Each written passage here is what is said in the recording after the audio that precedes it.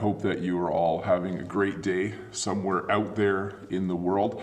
Today we're going to talk about how to talk about yourself. But I'm going to do it by talking about myself. I hope that works for you. I hope you don't get too bored listening to me talk about myself. What I'd like to do is Todd will be posting a link in the chat where you can ask questions about me. If I'm comfortable answering that question, just checking my live feed, looks like it's working good. If I'm comfortable answering that question, I will answer it about me, and then I will give you some examples about how to ask that question politely in English and how to answer it if you were answering it. So hopefully that makes some sense. Again, I'm Bob the Canadian. You are watching a lesson on how to talk about yourself. This lesson kind of makes me laugh a little bit. Oh yeah, there's a fly, by the way. He's been here all morning. I think this is the same fly that helped teach the other lessons. If you watch my Saturday night lessons, there's usually a kitten, and I guess when I do them from my classroom, by the way, I'm not sure if you've seen my classroom, I guess I get to have a couple of flies with me. Anyways, let's find the first question. What I will do is I will copy the question from my bank of questions or from you, and I will paste them into the chat so that you can read them. So the first question is from Jake.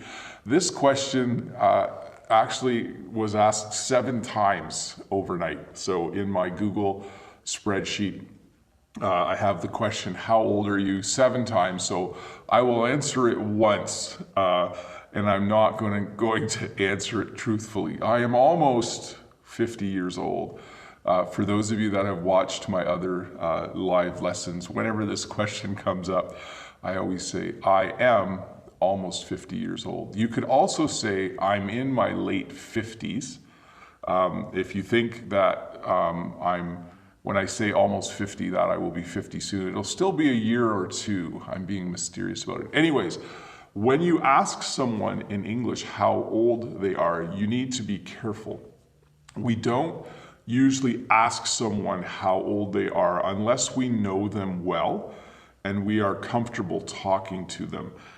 It's kind of a private question. Some people are very open about their age. They'll just say, I'm 38 years old. But for some people, they don't like to talk about how old they are. When you're talking to kids, like nephews or nieces, you can say, hey, how old are you now? Notice I added the word now at the end of the question, and they'll say, oh, I'm 11, or I'm 12, or I'm 15. So that's how you ask the question, how old are you? If it's someone's birthday and you've forgotten how old they are, you could say, how old are you now?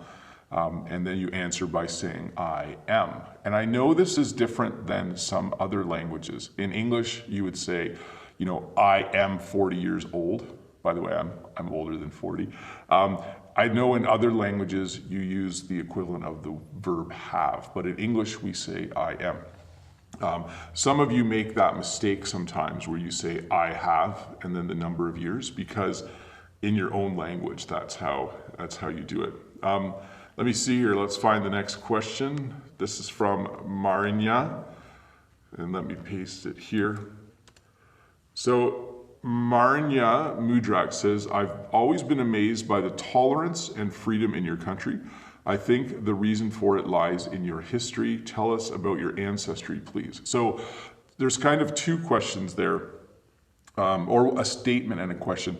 First of all, Canada is, in my opinion, a really nice place to live, but we do have crime. There are things about Canada that aren't nice as well. It is not a perfect country by any stretch of the imagination. Do you know that? Stretch of the imagination. But it is, in my opinion, a nice country to live in. I don't know why that is. I think part of it is because generally people have jobs and generally people have money. Not a lot of money, but people have jobs and they're able to support themselves and their families, and I think that helps. We do have problems in Canada, though, and we are working on them. So we're not a perfect country. Second part of it was tell us about your ancestry. So my ancestry in particular is interesting because my grandparents, both on my mom's side and my dad's side, came from Holland. They came from the Netherlands. So I am someone who was born in Canada, but my grandparents immigrated from Holland. So that's why a lot of the people who watch this, watch my English lessons from Holland often say I look Dutch. So I have Dutch heritage. That's the answer to that question. Hopefully you find that interesting. So again, if you were to ask someone else about this, or if you were to answer this, if someone asks, hey, where is your family originally from? So in Canada, which is a country of immigrants, almost everyone in Canada, except for our native people, are immigrants. You generally, if you say to someone, hey, where are you from? They'll say, oh, I'm from Hamilton, or I'm from Toronto. But if you say, hey, where is your family originally from? That's asking them, oh, did your grandparents immigrate from Spain? Did your grandparents immigrate from the Bahamas? So that's how you would ask that question. Hey, where is your family originally from? It's a great question, and it's often a topic of conversation. Next question is from Druss. How tall are you? I think we talked about this one last week. I think I'm 5'10" and a little bit in feet and inches, and I think someone last week converted that and said I'm probably 179 centimeters tall. So again, this is a question where it's not a common question that you would ask someone. So if you're having an English conversation and you say to someone, hey, where are you from? Oh, I'm from Toronto. And if you were then to ask, how tall are you? That would seem odd. It's not a question that we ask very often. But anyways, if you have questions, please remember that there is a chat over there. So if you see the chat, look for the link from Todd, and you can use that to ask me a question. By the way, thank you for being here, all of you who are watching. I see some questions in the chat. Let's try to get those questions into the Google Sheet so I can see what you are asking. Next question. Chris says, do you see everything through rose-colored glasses, or are you a pessimist? Oh, so that's the first question. So rose-colored glasses, if you see everything through rose-colored glasses, it means that the cup's always half full. It means that you always look at the positive side of things. And if you are a pessimist, it means you always think the cup is half empty. I don't know if you're familiar with that, but when you have a cup that has this much liquid in it, if you think the cup is half full, you are an optimist. If you think the cup is half empty, you are a pessimist. So I'm generally an optimist. I generally think positive things. I usually wake up in a good mood. Most days I wake up in a good mood. And then the second question there, I have to scroll back. Are you a night owl or an early bird? I am not a night owl. A night owl is someone who likes to stay up late. I do not like to stay up late. I definitely get up early in the morning. So those two questions are great though. If you are having an English conversation, it's great to say to someone, so hey, are you an optimist or a pessimist usually? Or it's great just to say, in a conversation, you could totally ask someone, hey, are you a night owl? Like, do you stay up late, or are you someone who likes to get up really early in the morning? Totally great conversation topics if you are having a casual conversation with someone. So great questions, Chris, thank you. Arena asks a very deep question here. Arena says, what is your life philosophy? So when I say this is a deep question, what I mean by that is that if you say to someone, hey, do you like coffee? That's a very light question, right? Very easy to answer question. You say yes or no. But if you say, what is your life philosophy? We would call that a deep question. This is a question you would ask with friends or family that you know well. If you're staying up late, having tea, and you're talking about life. You want to know my life philosophy though? It's very simple.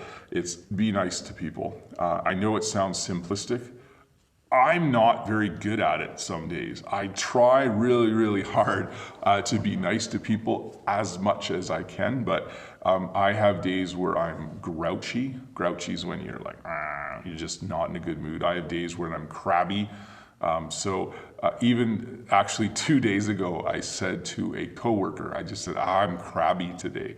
I'm in a bad mood. So my life philosophy, be nice to everybody. Be as nice as you can. I just think it is very worthwhile to be nice and to be kind to people. I just have to pull up, I know there were questions in the description of the video. I just need to find them 1 second here.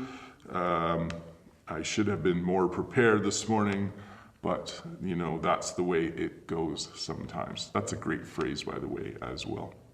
The next question I'm pulling off of the community tab. It says, this is from, let me scroll down a bit more. Sorry, I'm losing track of what I'm doing. I'm ready now. Here's the next question.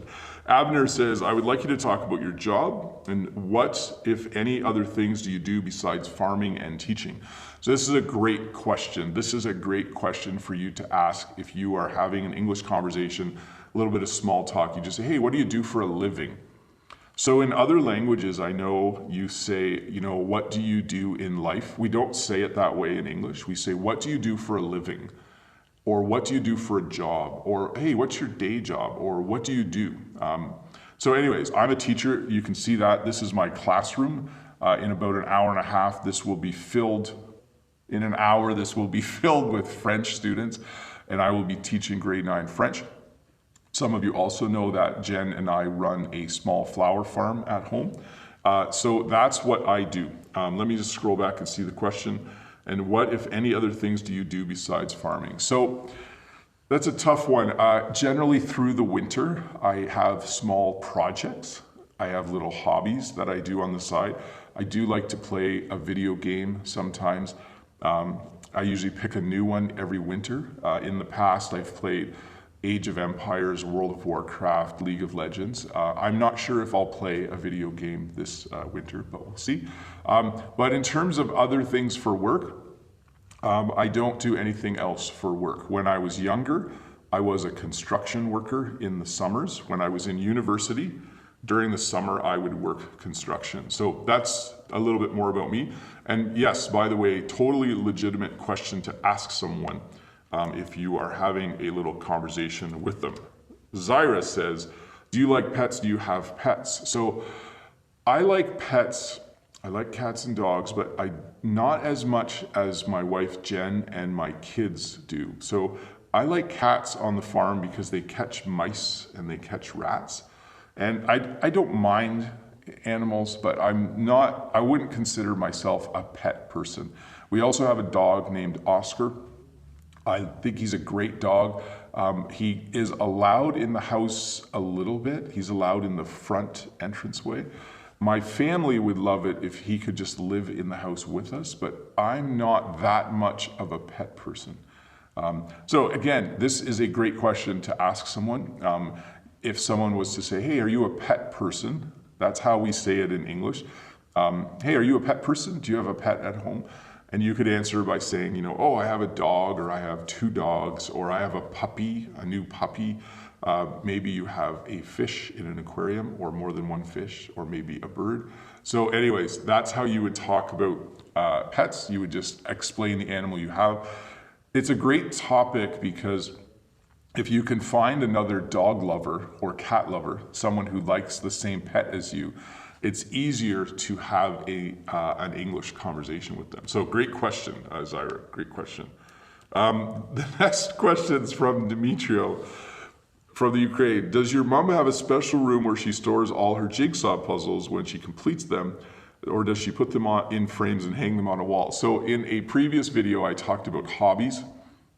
I talked about how my mom likes to do jigsaw puzzles. And so that's where Demetrio is asking that question from. No, she does the puzzles, she puts them back in the box, and she usually donates them to what we call a thrift store. A thrift store is a place that sells used items to help raise money for different things. So my mom usually does the puzzle.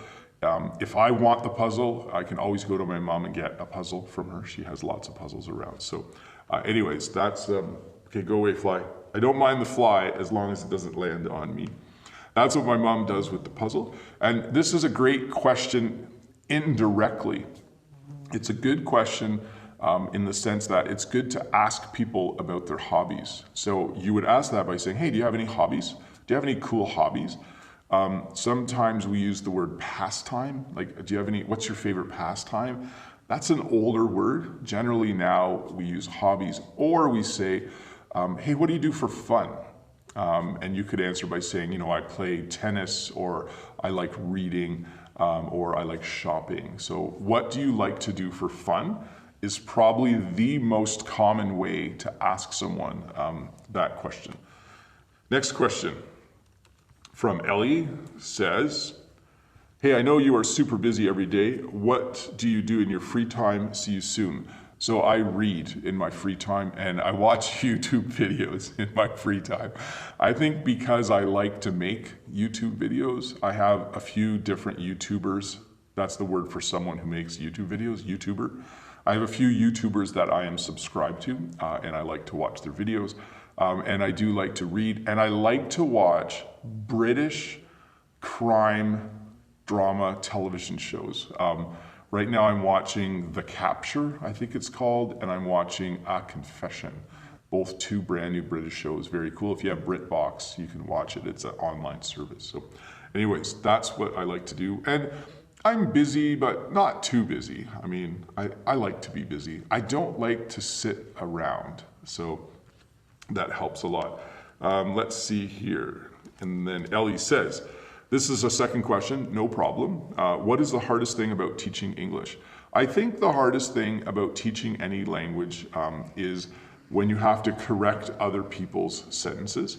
So I find it very enjoyable to talk to you via a live lesson. I find it very enjoyable to make the videos, but I find it difficult, one, to answer all the comments now because there are so many, and then number two, I find it a challenge to, it takes time to correct people's sentences. Sometimes they ask me to correct their sentences, and I don't have a lot of time for that.